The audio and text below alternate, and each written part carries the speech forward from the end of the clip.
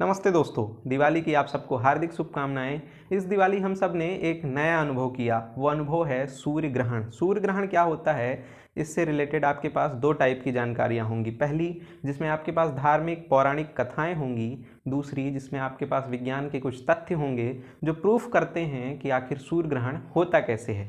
इस वीडियो में हम दोनों टाइप की बातों की चर्चा करेंगे। चलिए पहले बात करते हैं एक ऐसा समय जब विज्ञान ने इतनी ज़्यादा तरक्की नहीं की थी। लोग सिर्फ अनुमान लगाते थे कि सूर्य और चंद्र किस पैटर्न पर काम करते हैं। लोग दिन रात और ऋतु परिवर्तन का अनुमान लगा चुके थे, लेकिन एक साल में या कुछ महीनों में एक दो बार सूर्य और चंद्रमा का अचानक गायब हो जाना लोगों को अजीब लग रहा था। लोग इस बात से डर रहे थे। इसी डर को लेके दुनिया के लगभग प्रत्येक देश में अलग अलग अपने कल्चर के हिसाब से कहानियां बना ली गई। एक कहानी ऐसी ही हमारे देश में है। ऋग्वेद में एक कहानी आती है जिसमें देवता लोग समुद्र मंथन करते हैं, उससे अमृत प्राप्त होता है। अमृत पीने के लिए सभी देवता लाइन से बैठे रहते हैं। उस लाइन में स्वरभानु नाम का एक राक्षस आकर बैठ जाता है। इस राक्षस की शिकायत सूर्य और चंद्रमा भगवान विष्णु से कर देते हैं। भगवान विष्णु सुदर्शन चक्र से इस स्वरभानु नाम के राक्षस का सिर धड़ से अलग कर देते हैं। इसी स्वरभानु नाम के राक्षस का सिर राहु और धड़केतु के नाम से जाना जाता है। ऐसी मान्यता है कि यही राहु केतु आज भी सूर्य और चंद्रमा को खाने के लिए दौड़ते हैं। ये बात हुई हमारे देश की। ठीक ऐसी ही धारणाएं दुनिया के लगभग प्रत्येक देशों में मानी जाती हैं। एक एक करके हम देखते हैं। हम बात करते हैं चाइना की।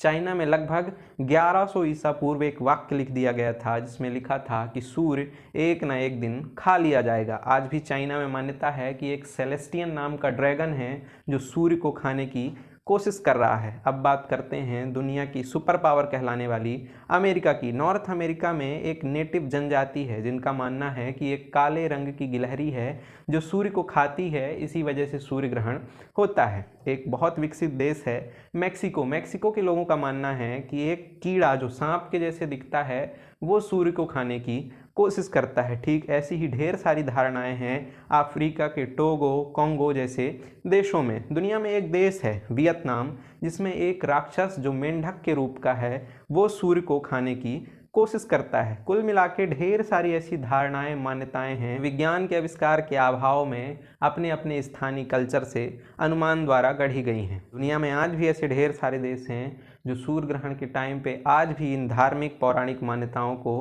पुरजोर तरीके से मानते हैं। साउथ एशिया के कुछ देश हैं जहां सूर्य ग्रहण के टाइम पे ढोल मटके बजाकर उस राक्षस को जो सूर्य को खाने की कोशिश कर रहा है भगाने की कोशिश की जाती है। ये पहलू हुआ धार्मिक पौराणिक कथाओं का। अब हम बात कर लेते हैं विज्ञान के तथ्य जो बताते हैं कि आखिर सूर्य ग्रहण होता कैसे है। विज्ञान ने अब काफ़ी तरक्की कर ली है। हम जान पाए हैं कि सूर्य एक धधकता हुआ तारा है।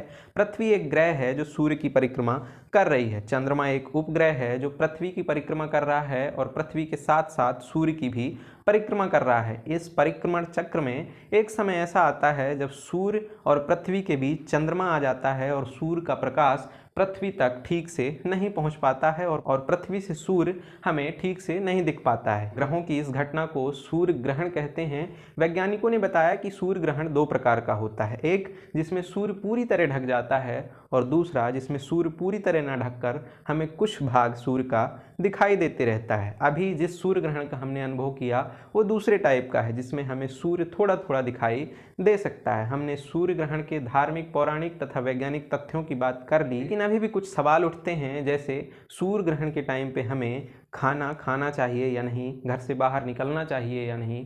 स्पेशली प्रेग्नेंट्स वुमेन के लिए क्या उन्हें सूर्य ग्रहण के टाइम बाहर निकलना चाहिए या नहीं। विज्ञान ने अब तक जितनी तरक्की कर ली है, यदि हम विज्ञान की माने तो ये सब करना बहुत तार्किक तो नहीं है, लेकिन यदि हम अपनी धार्मिक और पौराणिक कथाओं की माने तो जब तक बहुत ज़रूरी काम ना हो तब तक ऐसा करने से, सूर्य के संपर्क में डायरेक्ट आने से सबको बचना चाहिए। यदि सूर्य ग्रहण के टाइम आपको कोई ज़रूरी काम है और आप घर से बाहर निकलना चाहते हैं तो आप सन्स प्रोटेक्शन या सन ग्लासेस का उपयोग कर सकते हैं। इस वीडियो में हमने जाना सूर्य ग्रहण के बारे में धार्मिक पौराणिक कथाएं क्या कहती हैं और विज्ञान सूर्य ग्रहण के बारे में क्या कहना चाहता है। सूर्य ग्रहण से रिलेटेड आपके पास कोई और रोचक जानकारी हो तो हमें कमेंट सेक्शन में ज़रूर लिख भेजें।